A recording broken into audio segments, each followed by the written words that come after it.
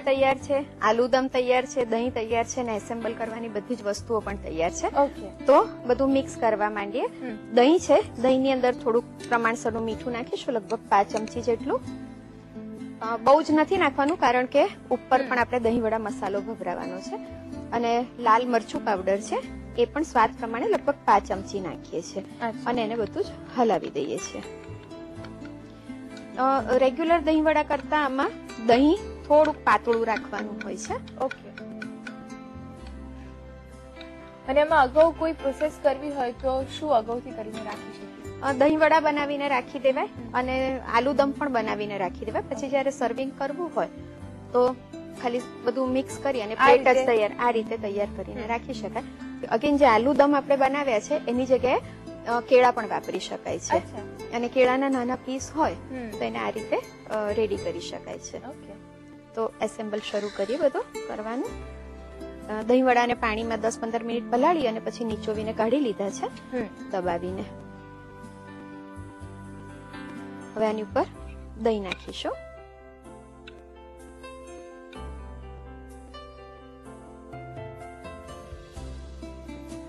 Normally આપણે જે દહીં વડા તૈયાર કરતા હોય છે એમાં દહીંમાં ખાંડ નાખતા હોઈએ છીએ. બરાબર છે. ગુજરાતમાં થોડુંક ખાંડ અને મીઠી ચટણીનો રિવાજ છે, પણ ગુજરાતની બહાર જયારે જઈએ છીએ ત્યારે ચાટ એટલે એમાં બહુ જ ગળપણ નાખવામાં નથી આવતું હોતું. દહીં વડા આ રીતે મુકાઈ ગયા એ પછી એની ઉપર આલુદમ મૂકીશું.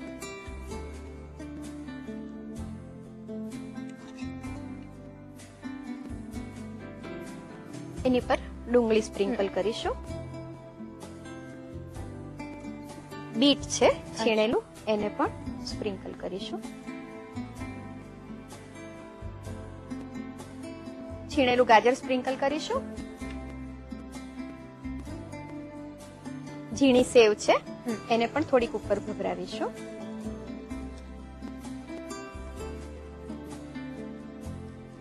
કોથમીર છે ભભરાવી લઈશું.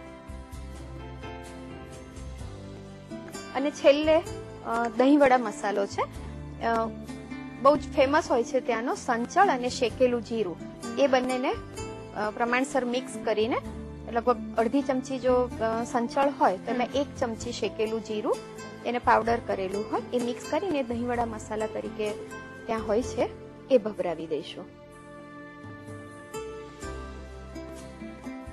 તો હિમાલી એક સરસ અલગ પ્રકારની ચાટ જે ઓરિશિયન ચાટ છે, ઉડિયા ચાટ કહેવાય છે, આલુદમ દહીં વડા ચાટ રેડી છે. અને સિંગલ ડીશ તરીકે પણ આપી શકાય છે, સ્ટાર્ટરમાં પણ આપી શકાય છે અને એક કમ્પ્લીટ ડીશ તરીકે પણ એ ગમે ત્યારે એકલી પણ ખાઈ શકાય છે.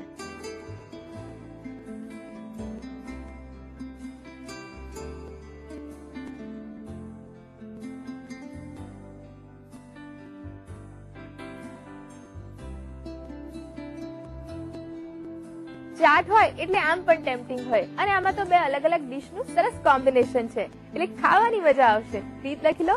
આલુદમ દહીં વડા ચાટ બનાવવા માટે જોઈશે. દહીં વડા બનાવવા માટે પલાળીને ક્રશ કરેલી અડદની દાળ 1 બાઉલ, લીલા મરચા 2 થી 3 નંગ, આદુ મરચાની પેસ્ટ 1 ટીસ્પૂન, ફુદીનાના પાન 10 થી 15 નંગ, મીઠું સ્વાદ અનુસાર, તેલ તળવા માટે.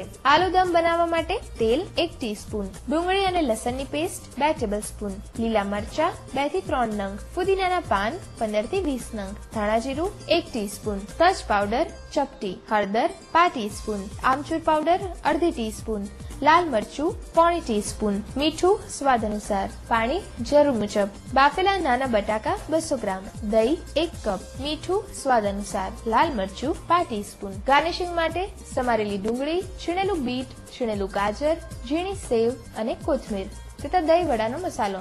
આલુદમ દહીં વડા ચાટ બનાવવા માટેની પદ્ધતિ. સૌપ્રથમ અડદની દાળને 3 થી 4 કલાક પલાળીને ક્રશ કરી તૈયાર કરેલું મિક્સચર લો. તેમાં લીલા મરચા, આદુ મરચાની પેસ્ટ, ફુદીનાના પાન, મીઠું ઉમેરી બરાબર મિક્સ કરી ખીરું તૈયાર કરો. પછી પાણીવાળો હાથ કરી તેના વડા બનાવી લો અને ગરમ તેલમાં ગુલાબી રંગના થાય ત્યાં સુધી તળી લો. તૈયાર થયેલા વડાને પાણીમાં ઉમેરી દો અને થોડી વાર રહેવા દો. હવે અન્ય એક કઢાઈમાં તેલ લઈ તેમાં ડુંગળી તથા લસણની પેસ્ટ લઈ બરાબર સાંતળો. ત્યારબાદ તેમાં લીલા મરચા, પુદીનાના પાન, ધાણા જીરું, તજ પાવડર, હળદર, આમચૂર પાવડર, લાલ મરચું, મીઠું, પાણી તથા બાફેલા નાના બટાકા ઉમેરી 2 થી 3 મિનિટ સીજવા દો. હવે દહીંમાં મીઠું તથા લાલ મરચું ઉમેરી મિક્સ કરો. હવે સર્વિંગ પ્લેટમાં તૈયાર કરેલા વડા લઈ તેની પર તૈયાર કરેલું દહીં, તેની પર દમ આલુ, ડુંગળી, છીણેલું બીટ, છીણેલું ગાજર, છીણી સેવ, કોથમીર અને દહીં વડાનો મસાલો એટલે કે શેકેલું જીરું તથા સંચર ઉમેરી સર્વ કરો. તો તૈયાર છે આલુ દમ દહીં વડા ચાટ. તો દર્શક મિત્રો, આથી આજના એપિસોડની બે મજાની વાનગીઓ.